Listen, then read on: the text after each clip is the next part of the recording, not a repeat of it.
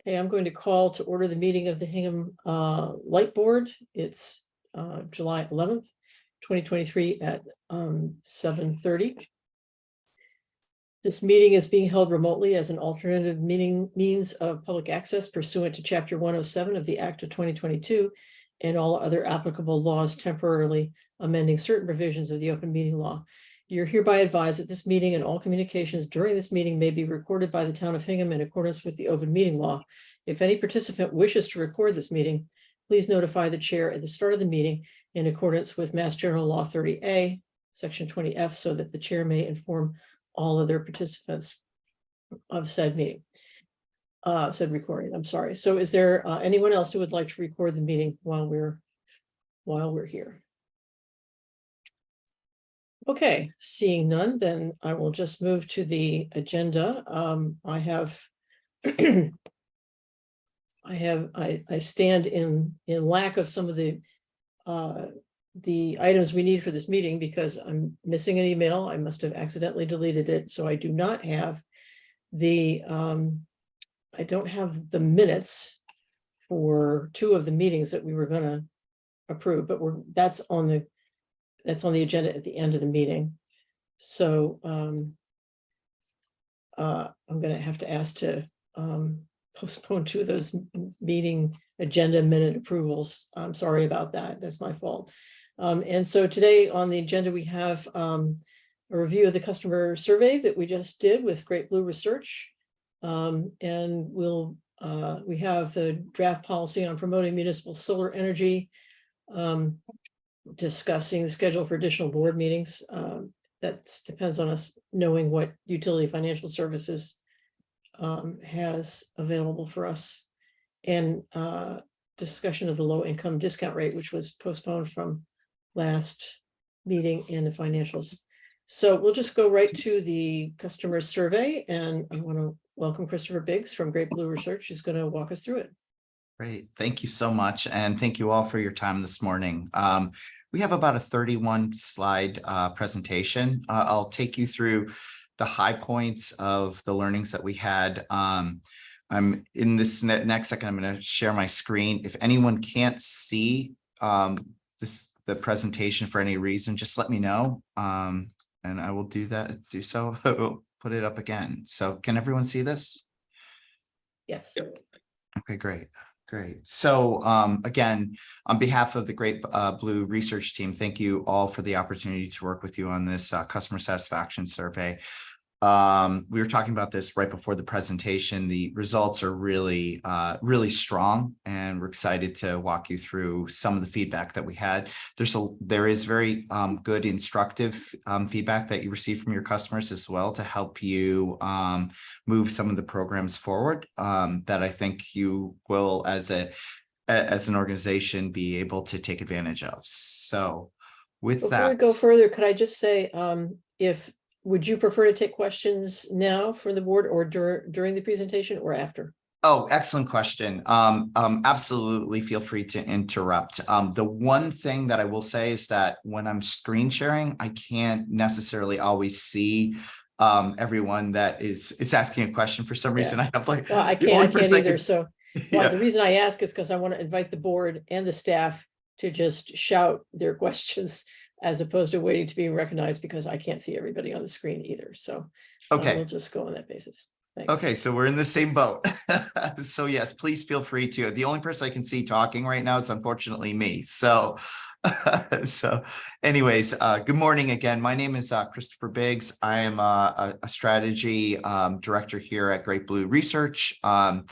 We have we have a little bit of a background on who we are. We are a research firm in Glastonbury, Connecticut. We are experts when it comes to the utility space. We've been basically that's somewhat of our bread and butter. And we do studies across the country. This slide gives you a little bit of sense of what we do, everything from phone interviews to digital surveys to focus groups, journey mapping of customers. So a lot of experience. Our leadership team has been doing this since 1979.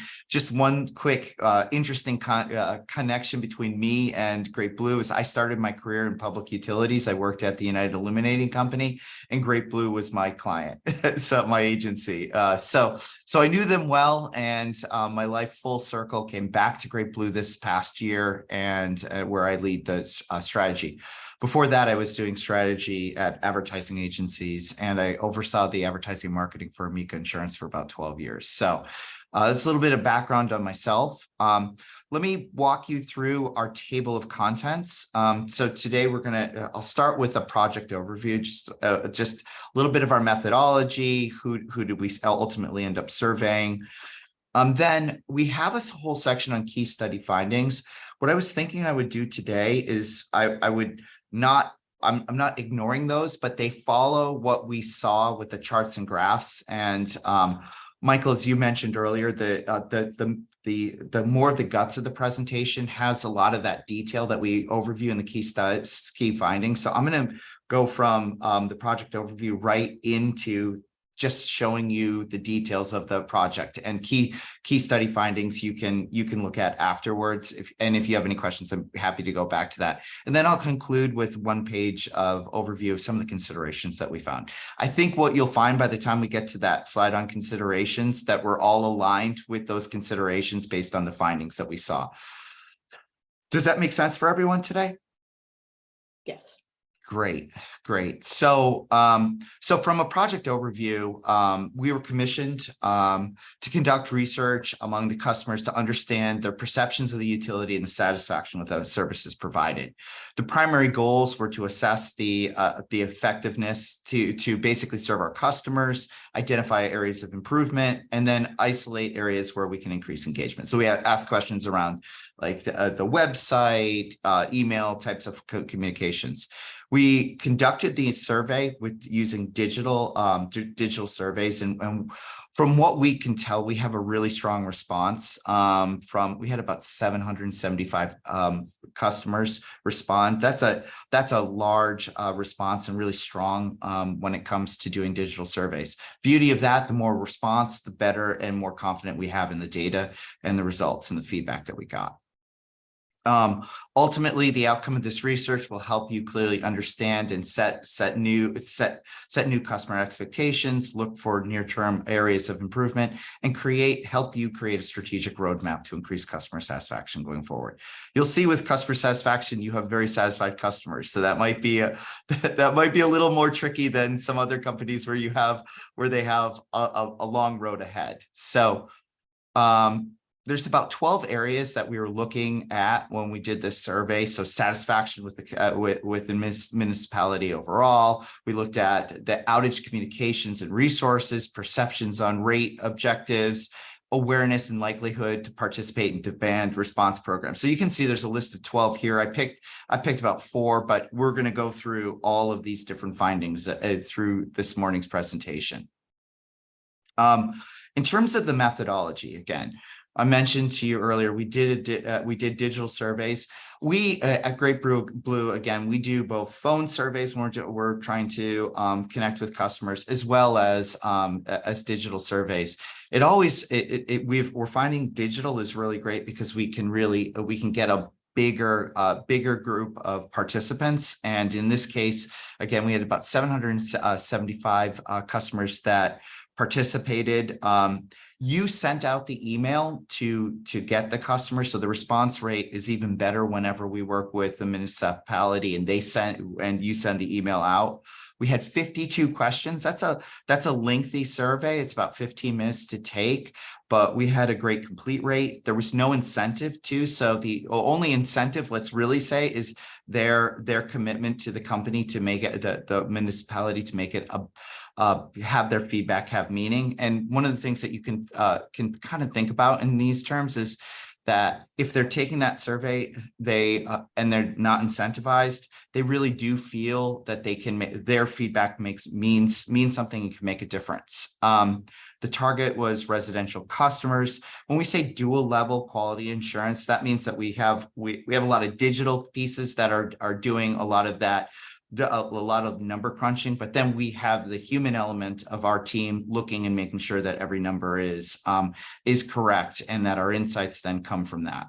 Margin of error is really strong, 3.5%. Our confidence rate is 95%. And the research dates that we fielded this survey were in the month of May, essentially. So in terms of going to the market, we did really great, and it's a testament, and thank you very much for all of your help to make this come together. In terms of respondents, here's what it looked like in terms of age, income, and home ownership. So what we're seeing from an income perspective is about 50% of participants had a household income of over 100,000. Another about 16% had between 50 and 99,000. So we're looking at a little bit more of a affluent consumer. Age, they tended to be a little bit older, 55 plus, 68% of participants, with then the other rounding out the larger percent of those surveyed between 35 and 54, we saw a participation of at about 27%. Large percent of those who were participating did own. In terms of heating methodology, methods, the length of residency and type of dwelling, what we're looking at is natural gas and oil is in terms of heating. What length of residency, what you have here is about 22% have been in their home between a year and 10 years. And then what we saw is another between 10 to 20, about 20%, about 19, well, actually more 19%. And then the largest percent of the respondents have been in their house for more than 20 years, which makes sense when we think about the age range that we were showing. Single family homes was the dominant type of dwelling. So that's our respondents. Does anyone have any questions on that before we get into this results itself? Yeah, quick comment, Christopher. Did you feel that we covered the demographics of the town of Hingham appropriately? Part one, and part two, do you think we should have had phone surveys as well as the digital, or was that a good decision to go 100% digital? We think that well, I'll start with the survey of the population. I think it's fairly close, but we did not specifically look at that correlation to that audience. I could do that offline, Michael, and get back to you just to give you that comfort in terms of the matching the residents in the community. Happy to do that. I know that Hingham has about 5,500 total residents, so I should be able to do that and get back to you on that. In terms of the phone survey versus, we have 22,000 residents. 22. What did I say? 5,500? Yeah. Oh, I'm sorry. 55,000. Yeah. Sorry. 22 total residents in the town of Hingham. Oh, you know what I was looking at? 23,000. Okay, so yeah. I could easily do that and I can do that correlation for you if that would be helpful, Michael and Laura. I think it would. Okay. In terms of, we want to make sure that we cover all of the groups. Yes. And get a good idea of the layout of the town and the demographics and what their responses were, and if there was any particular correlation with one particular group in terms of the message we were getting. I think 775 is a good sample. Yeah. And we certainly put effort to get as many people to respond. Yeah, I mean, we are finding that the digital surveys give us a better reach in terms of a broader demographic than when we're using phone surveys. The types of people that tend to respond to phone surveys tend to be older. So I think you would have just added more of an older audience to this response base, which we already saw was coming through. So I think the digital survey was the right direction to go. We're finding, again, we do a lot of these studies where we do that mix of both phone and digital. And we're actually really pleased with what we're seeing on digital responses because we get that broader audience. So I think you should feel really good about just going digital only. And we're seeing also, Michael, a lot of our customers are switching to digital only because of that very reason. Any other questions on that? A great question so far. Okay, so as I mentioned, we have a number of slides. These are the key findings, and it's not to take anything away from the findings here. We're just going to go through them in more detail. So these are the summaries of a lot of the slides. So we had 3 slides of this. So if you have the report, I'm going to move forward to slide 14 if you're trying to follow along at home. And we'll start with going through the slides themselves and the findings that we had. So if that makes sense for you, again, the key findings are really great, but this is where you can see everything play out in totality. So the first thing is we're going to talk about is in terms of these organizational characteristics. We looked at 6 different organizational characteristics, everything from the reliable service to honesty, integrity, down to rates. And we asked customers to basically, on a scale of 1 to 10, with 1 being very poor, 10 being very good, basically, how would you rate HMLP? And what we saw is, and this is, Laura, you asked earlier, this is one of those charts where we have some very interesting correlations when we look at other municipalities, but reliable service, it doesn't get better than 99.1%. And even honesty and integrity, if you look at this chart here, the top 4 are 90% plus. So you really have your customers really believe in what you're doing and what you're delivering. Now, the 2 lower ones, which are helping customers select with use of energy efficiency and rates, those are still really strong results. So they're the lowest rated. But Laura, you had asked earlier, when we see rates in typical surveys, this is always the lowest rated, and it's usually about 60%. So in terms of what we're seeing here, this is about 20% stronger, helping customers with use of energy efficiency. Again, 82% is very strong.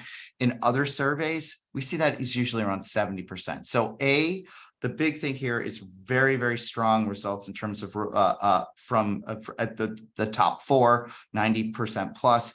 The bottom 2 are truly not the bottom 2 in terms of other companies. You're doing very well with the way consumers are looking at how the company is being run and the characteristics of the organization. So 2 years ago, when I ran for the light board, the number 1 request from the voters was, don't break it.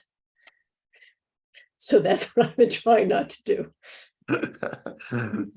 Well, so maybe some of this today will help give you insights not to break it going forward. So on the next slide, as you know, there was in terms of the response, there were about 70 respondents had some poor ratings, and so that represented like less than 10% of those who participated. The biggest issue that they had were high bills, too expensive. Again, not surprising that that's what you'll see when people are providing poor ratings. It's just, my bills are too high. So again, this isn't to be surprised by in terms of where you're going to get the negative response. But overall, the other thing is lack of energy efficiency information and programs. But we do know from what we see and further down in the survey that there is awareness of what you're doing from those programs. So these are people that just maybe need a little bit more information or need to be directed a little bit more where to get the information. So there's a little bit of room there to improve. Could you just clarify the one on the bottom, need to participate in the Mass Save program? Were people unhappy because we do not participate in the Mass Save program? Yeah, Is that what that reads? Okay. So what this is open ends. So a lot of times what it is it's a mix of several different types of comments, Laura. So what I could do is we can pull those out for you and look at the specifics. So what we did is I we think tried I to- actually, I think I actually do have the customer comments that Brianna sent to us some time ago. So I just want to make sure I understood this bottom line. Yeah. Yeah, so this is kind of interesting because in these, what we try to do is summarize them into buckets so that we can try to give you a sense of what direction somebody is saying. So this is what we had heard from the customers, is kind of this need to participate in mass savings program. So what we do, if you'd like, I can go back to those comments and summarize it in more detail for you. I'm pretty sure I can dig that out because I do have Okay. the comments. So thanks. Okay. All right. So in terms of reliable service, so when we asked what are the benefits of a municipal utility, I like to look at this slide in two kind of chunks. The top three is all about reliable service, the responsive to customer concerns, and this stable electric rates were your top three, right? But the second grouping is really interesting too. Is so, the benefits of a municipal utility is all about community in the next three. So you see making the best decisions for the entire community's interest, greater portion of revenues stay in the community, and then local employment, economic development. So there's two ways that I think people are really rating this highly is, again, it's the work that you're doing to deliver reliable service as well as responsiveness to the customer concerns. But then the next piece of it is how you are a good corporate citizen and a good community citizen. So I think there's, again, really good information here to go forward with.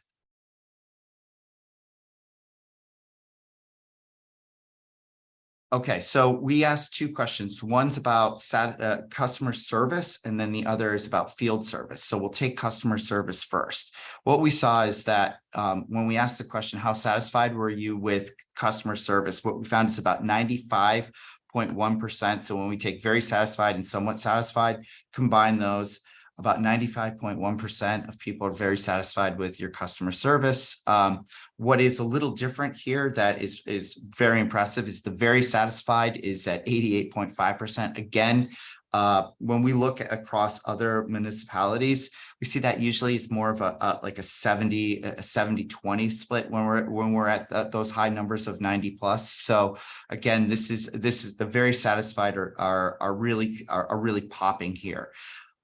Why did people visit or call? What we see, and this is probably not surprising to you, the vast majority are outages or questions around the bill. In fact, if you look at the top five here, you see question on the bill, to pay a bill, or high bill question. So you see that the bill is one of those areas where people are engaging and having questions around or looking just to pay the bill. So I don't think this should surprise you in terms of customer service, but what's great about it is when they do call in, they're feeling very satisfied with the experience that they're walking away with. So I mentioned that we looked at the customer service. We also looked at field service. What here we see is that it's even a little stronger. It's about 98.5% of those who had an interaction with field service were left satisfied with the experience. Again, almost 93% are very satisfied. Reasons for field service, probably again, not surprising, repair, service problems, outage, install meter. So mostly service, day-to-day services, and people are feeling good about the experience that they're having with your field services representatives. Not a lot of room to improve there, as well as with the call side, with the customer service center. When it comes to the electric rates, this is really interesting because this is one of those questions that sometimes people don't really understand the relationship between the bill that they pay and the service that they get. What we found here is about 78% of people agree that this idea that there's the level of service I receive matches the electric rates. So again, we saw earlier where there was some pushback on like the rates are high. Here's where it's okay. So when we look at what you're paying, are you getting the quality of service? And the answer is by and large, yes, there's a fair relationship between the two.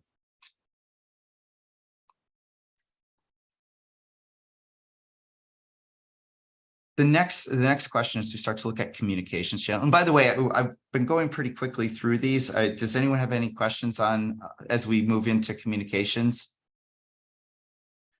Okay. So there's a couple of things here on this slide that are unsaid that I'll explain, but let's talk about the obvious up front. So the value of the communications, we're seeing email and website stand out. Your website is great. The level of detail, I've spent time on it, and I think it really does deliver a lot of great information for to the residents. But here's the two unsaid things. You see text messages and social media, they're a little bit lower. But what was interesting is that when we looked a little deeper into the data, let's take social media. It's the lowest ranking when people are saying that not seeing the value, right? So basically, roughly just over 25% of people are saying they see the value in it.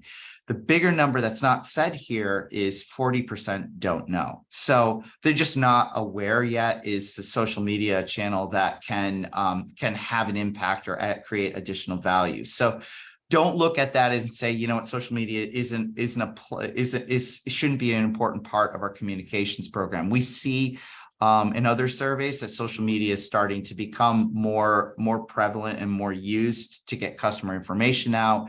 And then the other one is text messages. Again, we saw about 25% of the response there that said they just didn't know. So again, it is the third, they see the value, it's the third most perceived as valuable. But I would just say that 25% is a big number there too, where they're just saying, I don't know yet if this can improve. But again, what we see with texting is, especially when it comes to outage communications, that most people really value that is like their number one channel that they like to hear from utilities from. So just something that's unsaid on this slide that I thought would be important for you to understand what we were seeing. Chris, could the fact that we didn't have any social media sites until sometime in 2022, could that have any? Definitely. It's a great point. The other thing is what you do on social media. I think the beauty of social media is it's still, I know it's been around for 20 years, but it's still in its infancy when it comes to companies figuring out how to use it. Prior to coming to Great Blue, I worked at Publicis Advertising, and I worked on a lot of big financial services accounts, and even social media with companies that you would think really have their act together on social media are still struggling to try to figure out what that balance is with content. So great point. It's as you grow and to figure out how people are engaging with you, the value of social media will certainly increase. But here's the fact is that you do have people that are digitally engaged with you too, which leads to even more value when it comes to looking at all these different digital programs. So when they're looking for information, they prefer to look to the website. And so why don't I'm going to take the right on this before we look at the feedback on the left. So basically, where would you look for information about HMLP? Almost 50% say they'll go to the website. So, and then when we ask the question, how satisfied were you with the ease of finding information on your website? 92.6% of those who were surveyed said that they were some form of satisfaction with the website. And again, these are the types of questions that as a former marketer, I'm always curious, like, what is going on the website? Is it truly, is it easy to use? And I would agree 100% that it's a strong web presence, and you do a nice job on that site. So it's good that your customers are feeling like this is the place they can get information. When it comes to outage information, they're calling, and then they're also they're turning to your outage website. What's also interesting is that is like one of your top search terms, from what I can tell from when I did a couple searches on the municipality. So that's no surprising. Then on the right, how satisfied are you with your experience using the outage map? And again, we saw about 60% of those were some form of satisfaction. So there might be a little bit of room to improve there, but those again, we don't use outage maps unless we're in a point of there's a trauma with an outage. So what can also impact your satisfaction on that is just you're in a moment of need and you're a little bit stressed out about things. So good news there. So now we're going to turn on to that infrastructure reliability project. And look at what people know about it, and then once they know something about it, how interested are they? So when we looked at how well people are aware are they of the project, we saw a very small percent would describe themselves as aware. The vast majority are saying they're not aware at all. What's really interesting about this survey that we did, though, is that we then presented them with a statement about the project. And after reading that, we asked them, how likely would you be to support this project? And what we found there was that the majority, 58.6%, said very likely or somewhat likely to support the project. And then we did break this down to look at some of the age demographics, and you see that held true. Over 50% of all the different, when we broke it at 18 to 44, 45 to 64, at the 65 plus, we found that likelihood actually increased with age as well. But so here's an opportunity that you'll see later in the considerations, is just the more awareness people have of this project, the more support you'll be able to gain for it. Again, I think you have a great website on it. There's really good information. I went out and looked at it. I just think it's just getting that information out and letting people know about the program. Does this actually surprise you? I was curious about that on your end. Well, I'll just speak for myself, not for anybody else. I'm not surprised that a lot of people are unaware of it, because that's what I run into around town, and I'm telling people about it, and they haven't heard about it. This proposal has to go through town meeting, so my immediate filter that I look at this with is, how do these demographics reflect who goes to town meeting? And it's very encouraging that the town meeting tends to be older than the population as a whole, because people have trouble finding babysitters, and that's just a reality about town meeting. So I am encouraged that the more they know about it, the more likely they feel they are to support it. I don't remember the question, whether it mentioned on the survey, whether it mentioned the likelihood of rate increases connected with this project. And I wonder, things may change when people hear about that, but I would say, no, I'm not surprised by this at all. Oh, Just okay. All right, that's good. I'm actually looking to see if we mentioned rate increases at all in this, and it does not look like we do. So okay, well, this will all change when when that piece of information becomes more available. Yeah, okay. A good footnote for future research. In terms of and I know that I've been talking for a while now, so we have about 8 more slides. Is this timing good for you, Michael? I know that you had mentioned that you have a hard stop. I think we're in good shape. Okay, all right, good. So this is an interesting question where we take basically 6 different variables and we ask people to rate them from 1 to 6, most important to least important, right? And then what we do to show you is how did those 6 variables rate just in terms of order on their own? And then we kind of put together a perspective then of, if all being said, where do things land? And so what we see is system reliability, 60% of people rated it number 1. Another 20% said rated number 2. The next two variables are least cost and service and utility financial stability.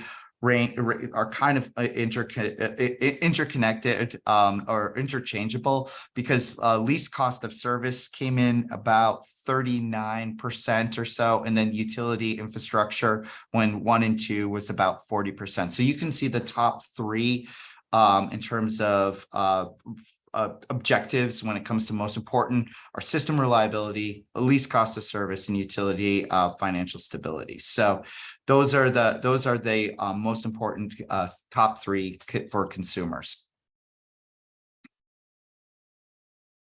Okay, what's interesting here is, okay, willing to pay more for an enhanced rebate programs. A lot on this slide, but I can break it down easily for you.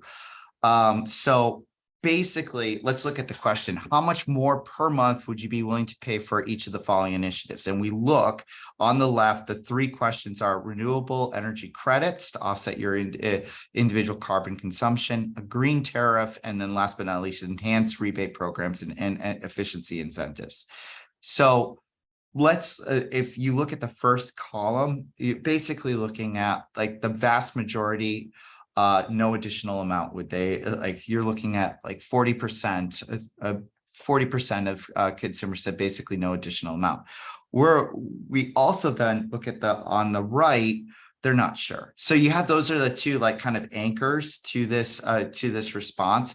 But in the middle is the opportunity, because what we saw is about 1/3 of consumers would be willing to pay some number between 1% and 5% more for some of these programs. So you have about 1/3 of this marketplace that is interested in these, and there's a little bit of room. So that's the best way to look at it, is this middle here, and then seeing where their interest really lies is with that green tariff, and then the enhanced rebate programs and efficiency incentives. So that's the way that's probably the best way to take a lot of this data and simplify it down to where the consumer stands with enhanced rebate programs.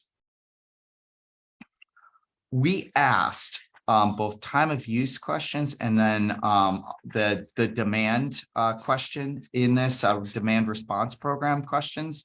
And you're going to start to see with both of these questions, you're going to see similar feedback from the consumers. So, and again, this takes a shape just like the infrastructure program question, where we asked about time of use program. Are you aware that the time of use program is out there?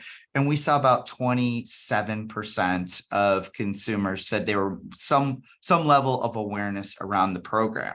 And what was interesting here is that younger audience tended to be a little bit more aware than the older audiences on time of use. It might just be because they're looking for ways to spread every dollar and cent that they have in their pockets. Here's where, again, like what we saw earlier, when we looked to in terms of like, here's a question, here's what time of use is. And so to the right, we asked the question about, okay, based on what you just read about time of use, would you be interested in enrolling in one? And that's where we saw about 60% of consumers were very interested. We saw people in terms of home ownership, which again, if you remember, that was a much larger audience to begin with. They were more interested than those that rent. You'll see similar numbers when we get onto the demand response program as well. Any questions here?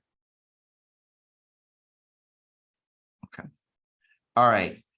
Again, a lot of information, so I'll try to break this down and simplify it for you. Okay, so the question really is anticipate. So for each program or service, please tell me if you have participated in the past, plan to in the future, or were unaware of the offer prior to the survey. And so we asked a whole assortment of questions, everything from paperless billing to solar rebates. And so we arranged this document with those who, starting at the top, with really those who in the past or will in the future participate, and then the likelihood going down to down to solar rebates, which was less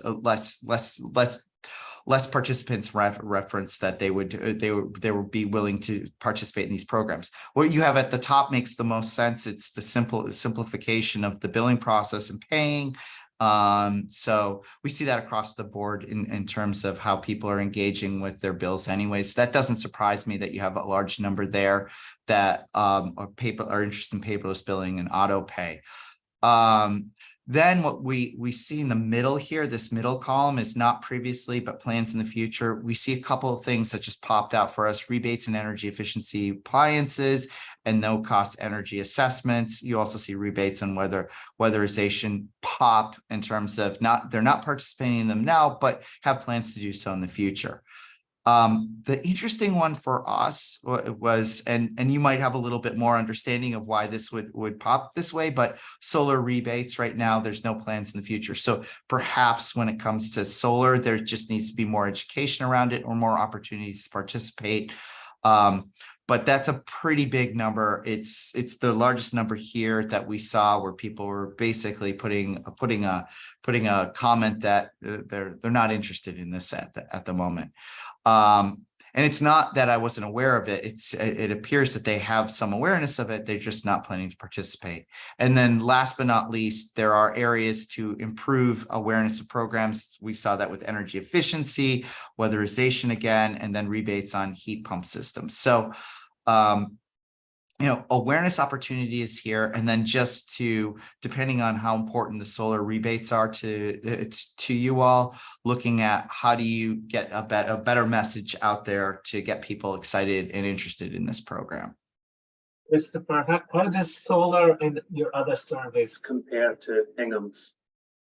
That's a good one. That's Michael, I did all my homework, but that's the one question I should have looked into. I can get back to you on that. I mean, we do ask solar questions in a lot of our surveys. Let me get back to you on that because again, we were surprised by that. So I'd have to confirm for you whether or not this is an anomaly for you or if it's something that's consistent across the board. But Michael, I'll get back to you on that.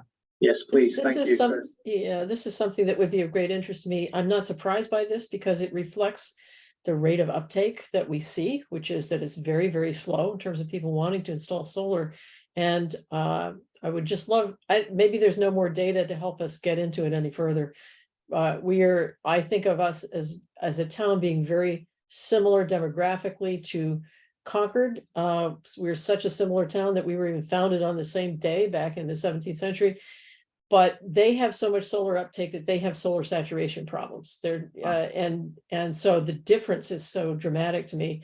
I do wonder where that's coming from, but I don't know that we have any more data that we can figure that out from here. It's just fascinating to me.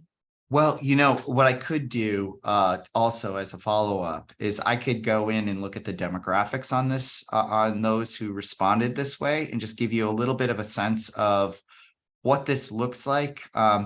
Unfortunately, that 4.1% is going to be it'd probably be a pretty small number that we won't be able to say, okay, this is the person here, but this is a big number that I might be able to say, all right, this is what it kind of looks like. That would be great, because if it turns out that it's the older people who are not so interested, then that kind of makes sense. If people are thinking, well, I may not be in my home for another 10 years or whatever, and if younger people are more interested, then that would tell us that that's a direction that we could push a little bit. Yeah. And, here's the other thing. This is a pretty big number here. So it's roughly a quarter of the whole they're not aware of the program too. So let me look at that too. That might be another area, but that's a good point. We saw 68% of everyone that participated is over the age of 55. And we saw, length of residence in the home was really high too. So those are two factors that could have played into that perception. But instead of wondering, let me get you the answers. Thanks. I wonder if the age of people's homes has something to do with that too. Yeah. Great point. I'm sorry, I'm just taking notes. I think a lot of it has to do with education. I think most people, when they think of solar, do not think of New England. And at the same time, people are very busy, can't find babysitters, and they don't want to do the math. You know, I think that we need to get some solar outreach programs, do the math for people on an average basis, show what the benefits can be, and just put it in front of their face via our outreach channels, social media, Anchor, things like that. And through that education, we can get more uptake. I agree. That's I live in Ellington, Connecticut, and we have a solar company in our town that is just brilliant on social media. They're showing all their projects. They're getting people excited about it, and they make it so it's simple to say yes to their services and offers. So yeah, great point. We are almost at the end, so good news. My last slide in terms of the presentation itself is, before we get into considerations, is just, again, the demand response program. Here, what we see is a little bit less of awareness of this program than what we saw with time of use, across the board with the different age demographics as well. What we saw is 11.3% had some level of awareness. What is interesting is that this program had more interest than the time of use. Maybe it was just the description that we wrote, but what we saw is that, you know, we had a what is it, 64.9% of those reported that after they read the statement about it, were interested in it. And we see in terms of different age demographics, again, younger audiences are more interested than older audiences, and those who own were more likely than those who rent. So again, both of these programs, both time of use and demand response, as you explain the programs, they become more attractive. And just as Tyler, you were saying about solar, it's very similar here, is that once you start to explain the benefits, people become interested in how do I participate? So we're busy. So any way you can simplify for me is helpful. I think if we, Christopher, and Yes. everyone, I think if we underline the fact that demand response and time of use will save people money, Right. not just on the individual accounts, but on the town or to HMLP as a whole. I mean, these programs are there to decrease people's bills and expenses. That's a really good point. So I have just one more slide, and that's our considerations. I don't think any of these will surprise you because it's basically what we've been talking about throughout the presentation. There are three that just stood out to us, and they all really have to do with raising awareness and demonstrating value. So what we see is, you know, boosting awareness of rebates and program offerings to residents. There's a couple of things here, is that what we were thinking is that, you know, exactly what you were saying earlier, Michael, is that, you know, showing customers how they can qualify for rebate programs and then the benefit of participating in these programs, I think is really important. Helping use it goes beyond just helping to use energy efficiency, energy more efficiently, but like how does that actually help with the wallet? I think is really important for consumers, especially these days when 66% of Americans are living paycheck to paycheck. Anything you can do to help lessen the load of, pardon the pun, in the wallet. The next thing, as we said, is time of use and demand response programs. Again, once you explain them, people are more interested in them. So just as you increase awareness, but you really increase awareness through the point of view of the benefits, I think you'll create more attraction to the programs and more stickiness with the awareness. And then the infrastructure program, the transmission substation project, again, as you describe it. Now, Laura, you brought up a good point. If there's going to be a cost to it, we didn't ask that question.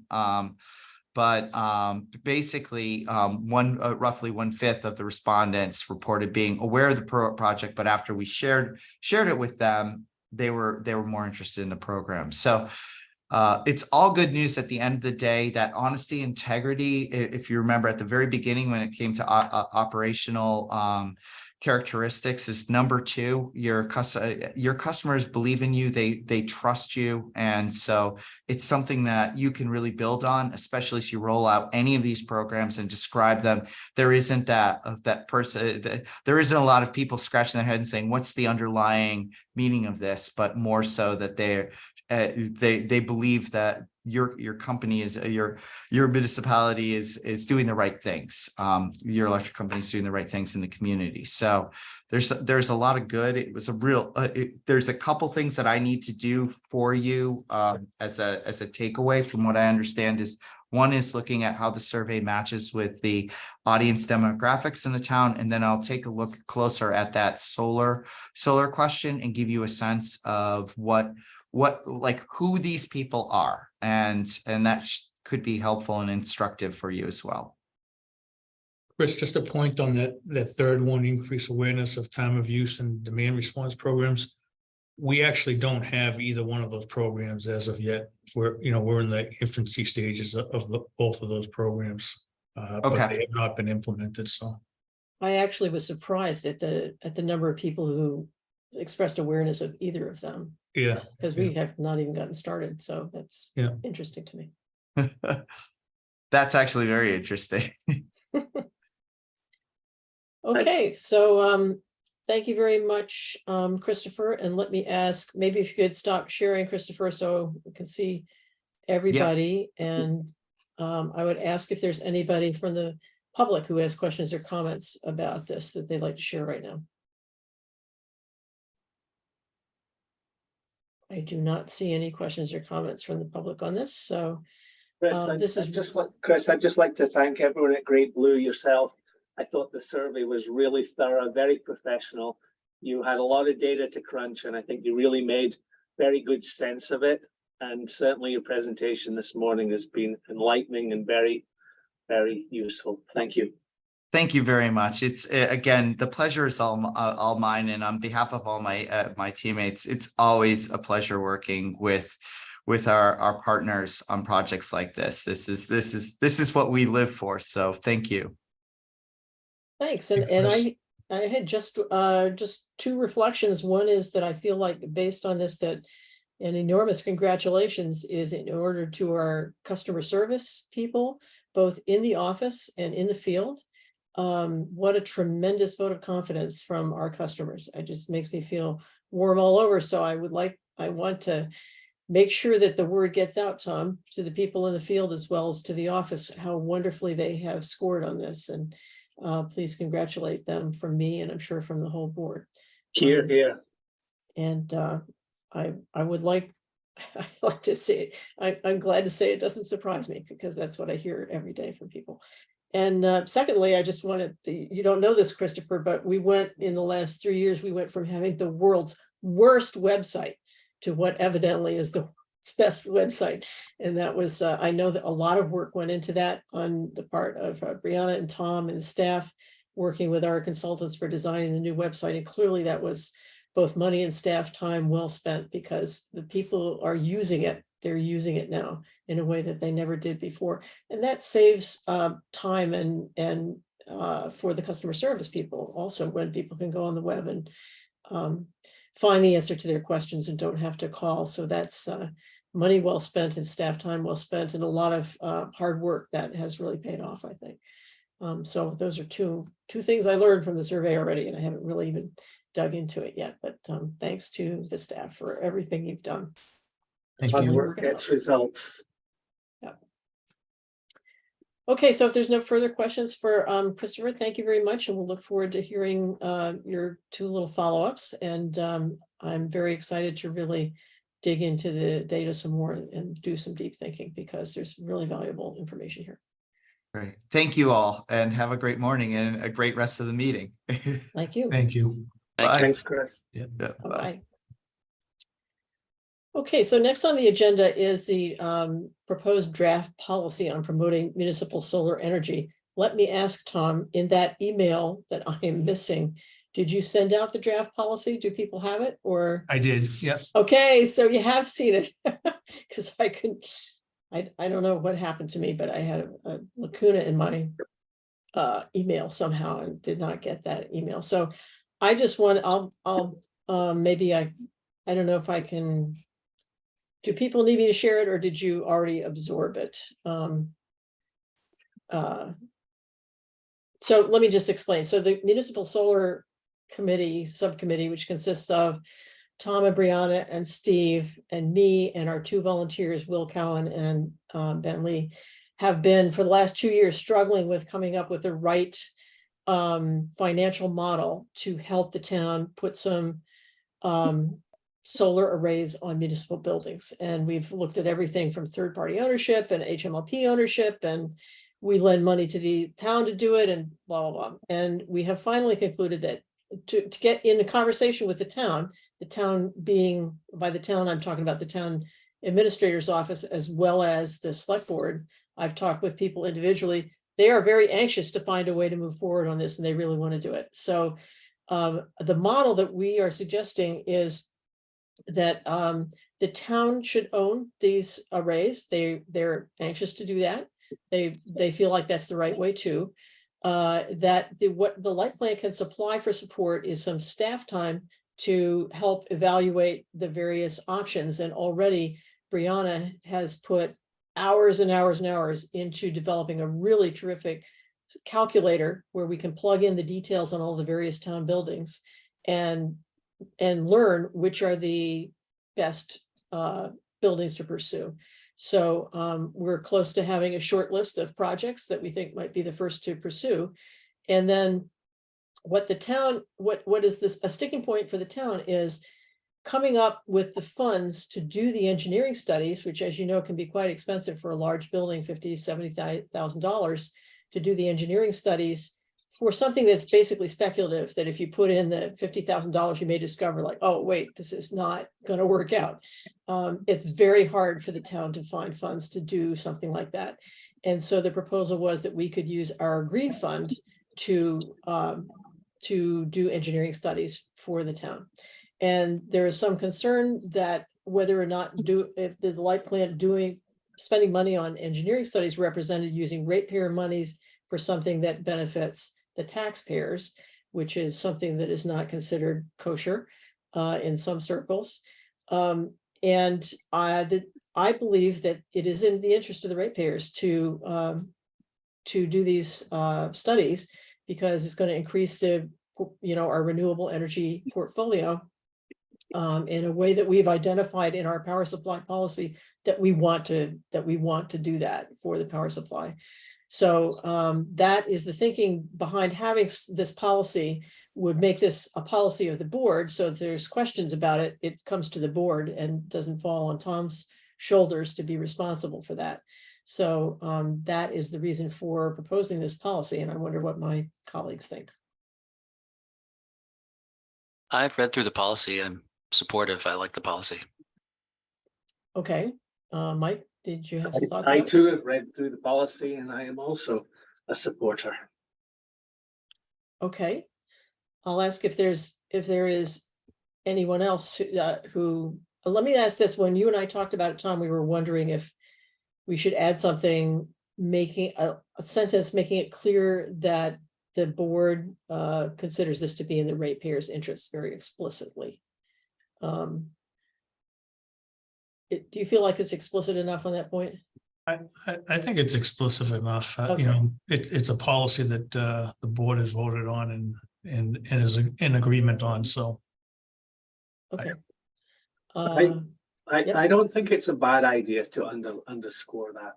I think that was my key point in your introduction, Laura. I think that Okay. it is good to actually document that for the record. Okay. That it is a benefit. Okay. Let me ask if there's anyone else on the call, public or staff, who have questions or comments about this proposal. I don't see any. Okay. So how about we take a vote to support the policy as written with an addition of a sentence, clarifying that the board feels this is in the ratepayers' interest. And what I can do is I can draft a little something and send it out to you. And if I do not hear that it's not acceptable to the board, we will just incorporate that in the policy. Would that be okay with people? I think that's fairly straightforward. Okay. That's If your there's- motion, Laura? Pardon me? Is that your motion? That is my motion that I would like somebody else to make. That we would adopt the policy as written with the addition of a sentence clarifying that the light board considers this policy to be in the ratepayers' interest. So moved. Okay, is Second. there a second? Okay, if there's no further discussion, then we'll take a vote. Mike, Aye. Tyler? Aye. Laura? Aye. Great. All set with that. Thank you very much. I just want to say the municipal solar group has been struggling with these issues for 2 years now, of trying to figure out the right way forward. And I feel like we found a path, and the proposal is to bring our first package of proposed solar projects to town meeting in the spring for the town to bond so that the town would own it. And the goal would be then that we would have provided the funds to have the engineering studies before then, so that we can answer all. You have to have your numbers really nailed down when you go to town meeting. And so this is going to allow the town to get to the point of being able to provide confident answers to people's questions about it. And that would enable it. They won't take it to town meeting unless they have those answers. So this is the key piece that I feel like has been missing. So thanks very much for your support for this plan. So I just wanted to, so the items left on the agenda include discuss schedule for additional board meetings. Maybe we could slide that to the end of the meeting, where so we'll see what else that we can get to in the time that we have available, if that's all right. We had on the agenda the low income discount rate. That's on the agenda. I feel like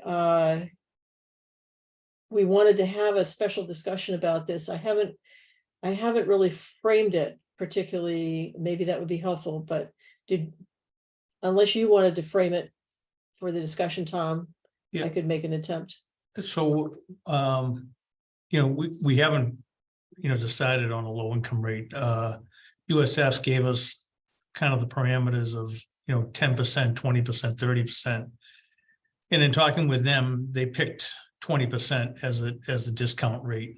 And that is really just based on, again, it ranges from 10 to 20 and the average being, 10 to 30 and the average being 20%. They felt that was more of a political, political decision. Again, that, some people do 10, some people do 30, some people, it's any place in between. And there was really no rhyme or reason to the discount that they gave. So I think at this point, it's really just trying to make a decision on how much of a discount do we want to give. And remind me, did they have a proposal of which pieces of the bill would be discounted under this? Joan, do you have that? Yep, it's the customer charge and capacity transmission distribution. So the same that is currently discounted. And we don't discount the energy price because It's a pass through. it's just a pass through. Yeah. I mean, I get that. It's very easy for us to know what that is on a monthly basis and pass it through. But in many ways, aren't at least capacity and transmission also a pass through? I mean, we can identify exactly what our Well, costs are for those. Yeah, but that we also increase those costs to cover our other costs, our distribution costs, our profit margin. That all goes in our capacity and transmission calculation. Right, but that's Which doesn't really, go in our energy. I'm that's sorry. really the distribution piece, right? I mean, when it comes to capacity and transportation, the transmission, I mean, you could imagine billing separately for each of those three things. But we don't. And no, we don't. Yeah.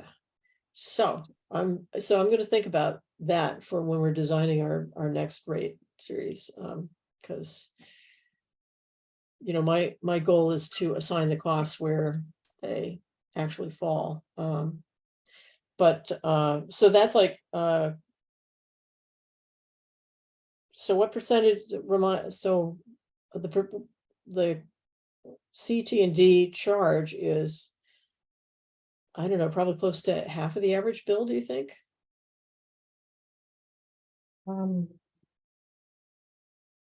Yeah, probably a little. Yeah, probably a little, yeah. so that still even without yeah, okay. And I they think still you get the need- 10% early discount rate if, Yeah. if they pay on time, so. I think as the customer service charge goes up over time, that will also increase Right. the amount of the discount. Yeah. Because you're going to be discounting that. And hopefully our energy remains somewhat constant. And we Well- kind of did look at, try to figure out what this would cost us, but Right. we have no idea how many people, we don't think that there's going to be that many people on it, but we really have no idea of how many people will qualify for it. So as I recall, the idea was that it would be based on people who met some other standard and You would Could have to the- qualify for, a state program, mhm. fuel assistance or something along those lines to qualify for. Senior the senior there's a tax credit for seniors that is also income based. The circuit breaker, that's the name of it, the circuit breaker tax credit for property taxes. And maybe that's one of them too. But I don't know how, that's hard to, I suppose. There's so many different ways for people to come into this program, and yet so few people you think might be interested that I can see why it's hard to estimate what it would cost.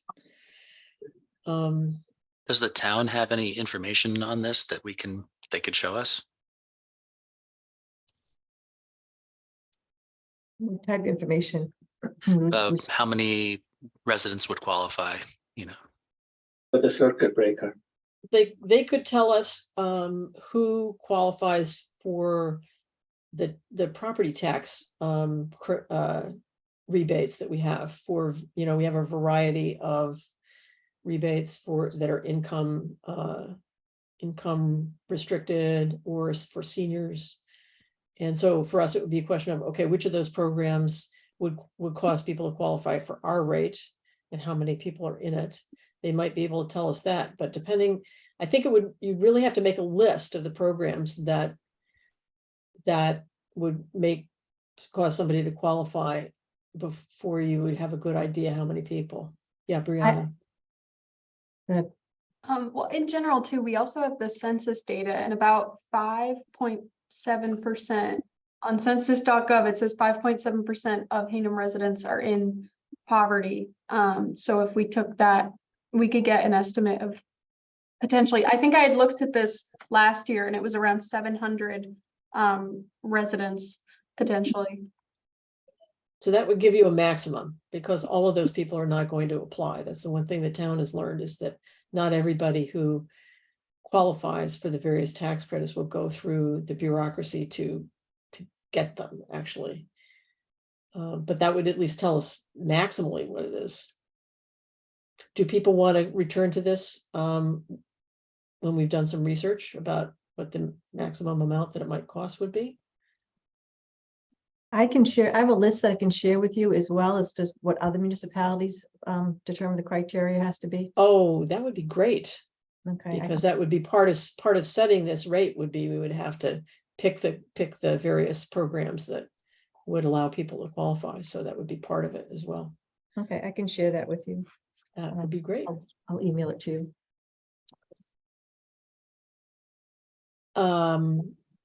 Okay, so I'll put some thought into what are the pieces that we need to have in place to actually make a program, which would be like, who qualifies and how do they go? Well, that would be a question for you, Joan. How would people actually physically or go about qualifying for the program? And Well, they'd have to prove that they qualified for one of these other programs. Yeah. We're not gonna be the ones, determine if Right. they qualify. Yeah. If they qualify for one of these other programs and they can prove it, substantiate it, then they'd qualify for our program.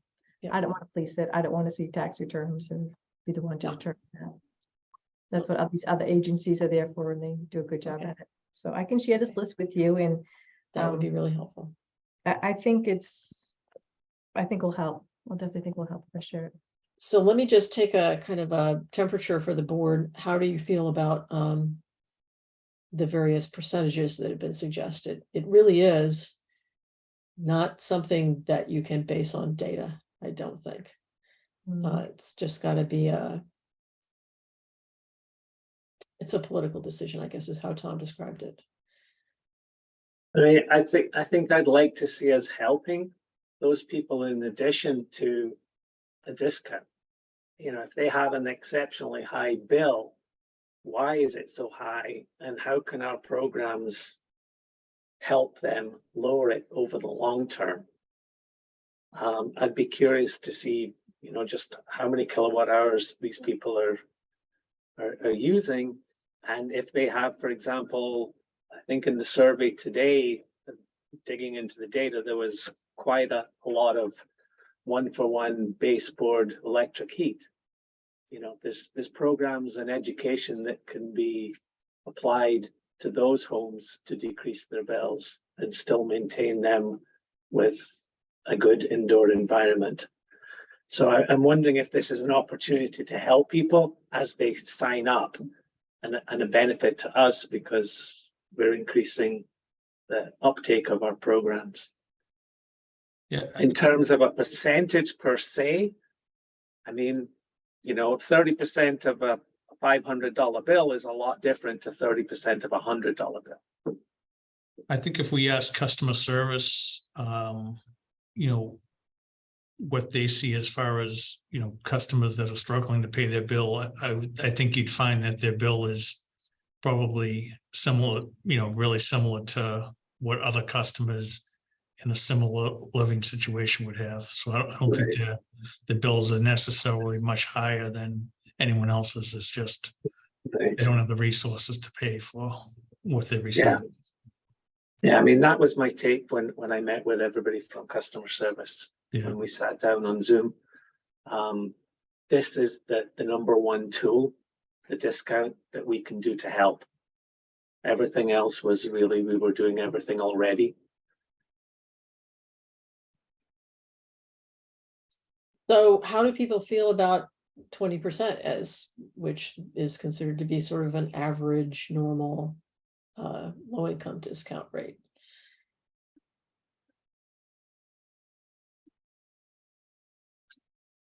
Tyler, you took yourself off mute.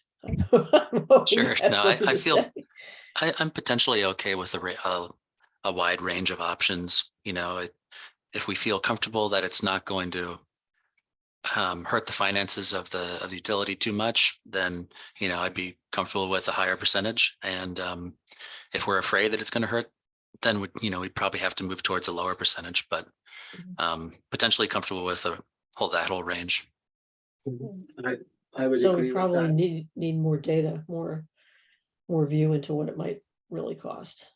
I think we have to give ourselves the option to adjust it every so often, periodically, and look at the data. I mean, once we know the number of people and what their bills are, we understand, how it's helping, and dovetailing that with our other programs. I think we need to keep looking at the data. Yeah, maybe it makes sense to start with. Oh, sorry, Mike, go ahead. No, data-driven decisions over time. Yeah, I know that from these programs or any program where you offer a discount, it's much harder to take it away than it is to put it out there. So maybe we start with something, if we're unsure of how many people will take it up, and we're unsure of the effect it'll have on our finances, we need to start with a lower one, like 15% or something. And then if we're comfortable over time, we can increase it.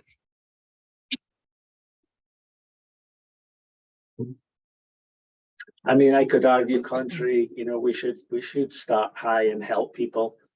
And then if we feel we're helping too much, then we can lower it based on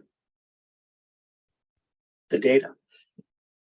I mean, it's Yeah. subjective. It's subjective. It is subjective. I'm kind of with Tyler on this, that I would rather leave ourselves room to increase it later if we feel like that's a good idea when we see what the real uptake is, rather than having to take it away from people in future. That would feel terrible. Yeah, I think optics wise, it looks a lot better increasing over time as opposed to decreasing. Mhm. Can I ask Tom if it would be possible for you and Joan to maybe put together a proposal for a low income rate for us to review? Do you feel like you have enough to work with here out of this discussion to come up with something like that? I think we have enough, information, we can put something together. Okay, Hopefully that it'd would be be great. pretty accurate, And then we'll put it on the agenda for another meeting. Okay. Anything else on this from members of the board or the staff or anyone from the public have comment or question on low income rate? Joan, I think it's going to be hard to estimate, because you look at Brianna's number at 5.7% below the national poverty level.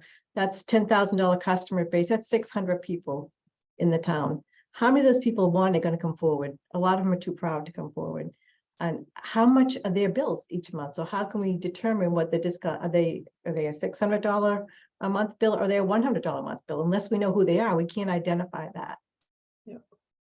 so we may not have anything that you could call data in that Right, regard. and it's just gonna be a shot in the dark, but if you're talking 600 customers, I'd like to see something like, if the people are also homeowners, make them have an energy efficient, study done from E&E. That it's not that gonna speaks to cost what them Mike anything, so was talking about. Yeah. Maybe, Yeah. Are there ways we can help them? help Yeah. them to reduce their bill in that way, okay, so they're probably not, if they're low income, they're probably not having it done because they can't afford the cost associated with that. So if we could help them in that respect with our rebate program and, doing the studies, and maybe that'll be a win-win for everyone. And I know that some MLPs have different rebates levels. Some people can qualify for a larger rebate if they belong to a low income program. So that's another route that we could go. Yeah. So maybe when Tom and Joan, when you put this proposal together, you could include some thoughts on something like that. Require people to have the energy audit and offer support, and maybe consider a different level of rebate for weatherization, for example, for people who qualify for our low income rate. Yeah, Joan, I and Brianna will work on that. Okay, great. Yeah. Super. Anyone else with comments or questions, including for the public? Okay. Sarah, did you? I Did you did. Well, sorry, it's a general. It's not about the previous topic. Is this an okay time, or did you want me to wait a minute? Okay, just wait 2 seconds. Okay, I know sure. you're here with something to raise, so we'll try Yes, to get to that. Okay. Okay, Thanks. hang on. Okay, so we have covered everything but the approval of the meeting minutes and the financials. But I know that Sarah is here with something to raise, so under other new unforeseen business. So maybe and also we need to talk about our next meeting. Let me just Can we do ask. the next meeting offline? You mean in person? Yeah. No. Deciding when it will be, because we're getting short. of Yes, time that's now. just what I was going to suggest. That I'll talk with Tom about what we have coming up and send out some suggestions about a meeting schedule and see what you think. Does that make sense? Yeah. Okay, let me make a note of that, or I will forget. And maybe at our next meeting, we could look at the May financials as well, Tom, unless you think that there is something that we No, really the need. financials are really in good shape for Okay. me. So And since we can't do most of those meeting minutes anyway, let's postpone all the meeting minutes to the next meeting, and even the one that I did see. And that brings us to new unforeseen business. And Sarah, I know you had something you wanted to raise for the board. If you could just identify yourself and your address, and Okay. you have the floor. Okay, thank you. Sarah Gordon, 19 Fulling Mill Lane. I met with Tom last week, and he suggested that I come and speak with you guys today about the manual meter reading fee, which has increased from $20 to $40. When I met with Tom, he explained to me how that fee was determined. That and Tom, correct me if I'm misspeaking, but that based on the discussions with the consultant company that you guys have engaged with, that it was determined that each homeowner's portion was, for someone to drive from the plant to their home and back and then record the information was 45 minutes. And then that was determined to be a $40 fee per household. So I just want to note that I object to the fee in general. I feel that, especially in this day and age, there are ways in which that we could be doing this, online, like, submitting a photograph time-stamped, but I understand that there's labor issues, union issues with that. I'd also just like to say for the record that the water department does not charge anything to have the meter read. So you guys are doing $20 and then increasing that 100% to $40. And I also think that the way in which that fee is arrived at is also concerning, because obviously when the meter reader leaves the plant and drives around to the 8 different houses, he's not driving from the plant to the house to the plant and recording it. So when I just did a quick little Google Maps without knowing all of the house numbers, but the house streets, the loop from the plant to the different streets back to the plant, I think it's like 35 minutes, under 40 minutes. So to be charging each homeowner, 45 minutes per time, I think, that could be looked at. I've also asked that it be looked at exactly how much time it takes for the employee to actually record the information online. I just think we could do better about, not having this be, such a high fee for the very few members of our community that are opting out of this. Let me ask you if the board has there are questions about this. We're talking about the small number of customers who do not have the AMR meters to be read electronically. And the recommendation of $40 came from our utility financial services. They were looking at our rates and fees. Is that right, Tom? It really didn't come from them. When we talked to them, we talked about making sure that, all the services we provide are directed to the customers that use them. And so I asked Steve to look at the cost of providing that service. And he came up with the estimate that, to have someone drive out to a resident, get out, look at the meter, take the reading, get back in, come back in, and then put that reading into the computer was about 45 minutes. We didn't look at doing it as a route. I'm not sure that all those, what day each one of those meters gets read. They might be read on different days. I don't know how the route structures go, or whether we could do them all in one day. Well, if you're looking at actual costs, you yep. really do need to know how they're actually read, as opposed to, doing it one by one. Would it be possible to change the meter reading dates so that they could all be read on the same day? That would be an efficiency for everybody. Yeah, we can look at that. We did look at some of the other munis that do offer to that service. I know Braintree charges $75, Middleborough was $75, Hull is $30.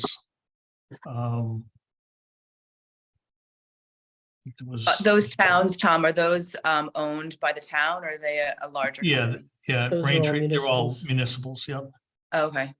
And that's the per customer charge for the meter Yep. reading per That month? was the customer charge per meter reading. Well, in concert with all of the work that we've been doing on the rate study right now, I'm anxious that the actual costs of whatever it is be assigned to the actual customers who use them, and so is it? I have a quick comment. We had discussions about demand response and time of use metering. Those programs are only available with the most advanced, remotely read, new, and very safe and reliable metering, which is all done remote. So those customers that are electing to have an old style meter that is manually read, they would be basically opting out of those programs that will reduce their bills overall. There's no question in my mind about that. Mhm. So does that apply to my question about the fee for the meter reading? Are you just saying in general that you don't No, agree with me opting out? No, I'm happy if you opt out, but I want you and the other people in town who have similar manually read meters, that you would essentially be opting out of the ability to do demand response and time of use metering, which will more than likely save you money in the long term, as well as saving HMLP money in the long term because of avoided costs. Okay, I mean, that's something definitely to take on board, but I can't speak for all of the people that do it, the other 7 people, but I can tell you that this is not a decision that I take lightly. There are a number of factors and reasons why we go this route, and I wouldn't have been on this phone call for an hour and a half on a Tuesday morning when I have 4 kids screaming around upstairs if I didn't think that this was something that my family needed. So I appreciate you saying that, but what I really would like it is if you guys could, assess a fair rate for that. And I also would like to request that you send a letter to those remaining customers to let them know that you're looking into the fee before people make a decision about whether they want to opt in or opt out of it. Because I think in the spirit of full disclosure, you're looking at revising it, and that might be a factor for them. I think that's an important thing that they know. I agree. Tom, do you think we could ask you and Steve one more time to take a look at what it actually costs now to collect this information, look at ways that we could collect it in a more efficient way? Because when you think about it, it's not in our interest either to have somebody driving out to somebody's meter and coming back, and then tomorrow driving out to read another meter and coming back. That's back in the old days when they were all read that way. That's not how they did it. They had routes. Yep. And they went around and got out of the car and read the meter. And so I think maybe we should do a relook at what it really costs to do this. Excuse me, can I say something? This is Ellen from Oh, customer hi, Ellen. service. Yeah, sure. Hi. So just to so you understand, all the opt-outs are on the same route. But I can tell you that they are all, in definitely different parts of the town. So I would, if you talk to Al, I would say it would definitely take more than 45 minutes for him to go to all these houses. Well, they the all Sorry, are just on to the clarify, same the route. current fee is based. They are all on the proposal is- same route. I'm sorry, go ahead. Well, the current fee proposal is based on the idea that each house takes 45 minutes to read. Oh, yeah, no. And that's I what mean, we're questioning. Yeah, no, but I just wanted to make sure that you understood that they are on the same route, so they're all read the same day. That's So somebody goes out and reads them all on the same day. Yes. Okay, so it seems like that is since that's what we actually do, that's the And right sorry, way when to- I did the Google assessment, obviously I'm not allowing for traffic. I'm not allowing for the time to get out of the car, read it, walk back. So obviously I know that it's not going to just take 45, 35, 40 minutes in total. I just don't think it's going to take 45 minutes per household, which is what we're being charged for. We'll do another assessment and base it on driving the route. Okay, I appreciate it. Thank you. And let me propose that we revisit this in a meeting to come up, scheduled on the agenda, so you'll know when it will come up. Okay. Um, So will you also when we reach have it. out to those other homeowners to let them know you're reviewing it? Yes, when we schedule the next meeting, I think we should send a letter to all the customers who are on it so they can attend if they like. Yeah, maybe we could put that as the first agenda item. I'm just wondering, it's so few people, perhaps we could just call them or email them and let them know, hey, before you make a decision about, you know, an extra $120 a year, we're reviewing this. Because if we wait until the agenda is scheduled and a letter goes out, you know, people might be making decisions, because I don't know what the deadline date was, but I don't know what the date was, but you know, you had to sign and get it back to you by a certain time. So I mean, I just think, you know, I think it's the fair thing to do if you're going to look at the cost again. So people have all the Well- information when they're making that decision. And I think the fair thing to do is to postpone the deadline if we're gonna engage this further. Yeah, we'll notify the customers. Okay, thank you, Tom. I appreciate Yeah. that. Yeah. Okay, I thank you for your time. I know everybody's got other bigger things going on today, so thank you very Okay. much. Thank you very much. Okay, Thanks, take care. Sarah. And I think unless there's other public comment on this subject, I think we're at the end of our agenda. So I will send out a proposed meeting schedule, and I'll work with Tom on what might be on those agendas and see how people feel about that. So I know you have to go. I'm sorry, Mike, but I appreciate you going over your time a little bit to meet that customer's request. I'll entertain a motion to adjourn. So moved. Second. All in favor, Tyler, Aye. Mike, Aye. Laura, aye. Thanks very much. Thank Thanks, you. everyone. Take care. Bye.